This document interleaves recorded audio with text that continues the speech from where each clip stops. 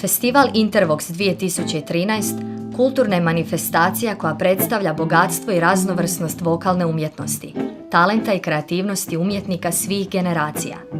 U sklopu festivala publici se predstavljaju domaći i inozemni umjetnici kroz niz koncerata od solističkih do simfonijskih, opernih predstava, seminara i radionica, kao i međunarodnim pjevačkim natjecanjem Lav Mirski, na kojem sudjeluju studenti i učenici iz države i inozemstva. Festival ima nekoliko osnovnih ciljeva: prezentiranje kvalitetnih glazbenih domaćih i inozemnih ostvarenja, premijerno izvođenje festivalskog programa, intenzivnu glazbenu naobrazbu, kao i umjetničku podršku pjevačima za njihove daljne karijere.